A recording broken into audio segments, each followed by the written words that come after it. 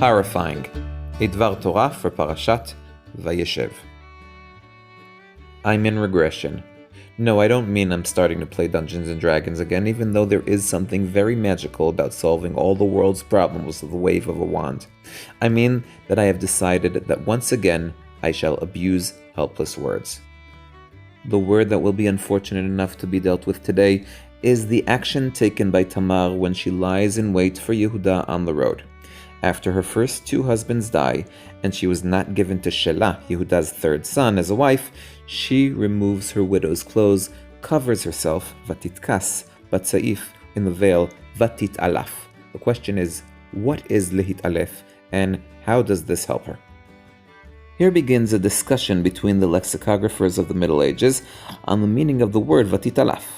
Menachem ben Saruk, in his commentary Machberet Menachem, compares this word with similar words from Tanakh containing the letters Ayin, Lamed, Pei, 4 different places.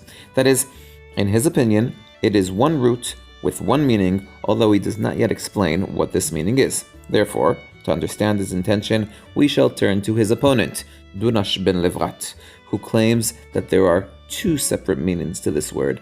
The first is to dehydrate, and the second is to be scandalized. Menachem's students disagree and explain that Ayin Lamed Pei always means to cover, and so when Yehuda, for example, mit alef, he covers himself to hide himself from the heat, and when Tamar does it, it's to hide her identity from Yehuda. Rabbi Yonah ibn Janach does a bit of both. He agrees that Ayin Lamed Pei has different meanings like Dunash, but he also thinks that by us it means to cover. Tamar covered herself. At this point, I suggest a methodical rest to make sure we know what's going on. Focusing only on our story, according to Menachem and Rabbeinu Yonah, Tamar covers herself to make sure she isn't recognized. According to Dunash, she goes out there and is horrified.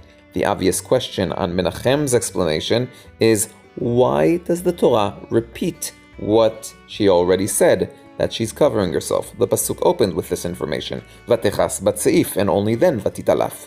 Dunash will need to explain what horrified her. Several commentators answered Menachem's question.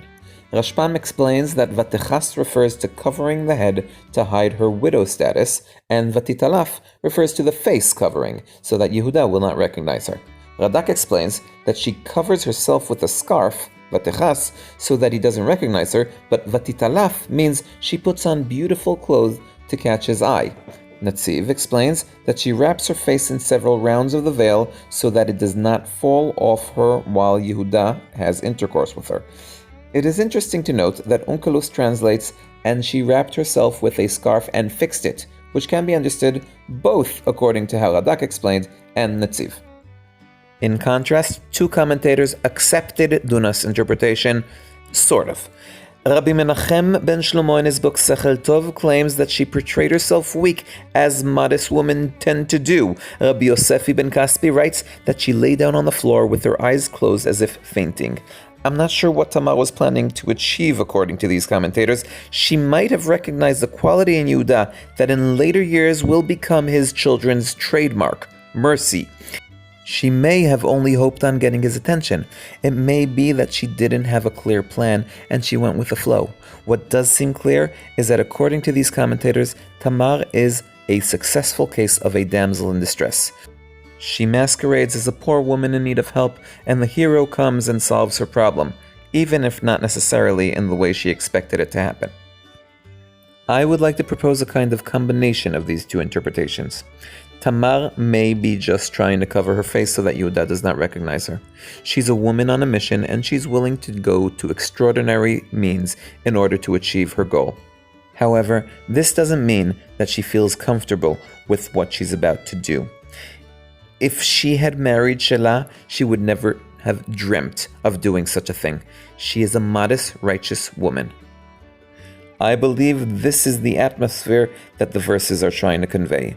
Although the only thing Tamar does is cover herself with a scarf, this could have been described using only the word Vatechas.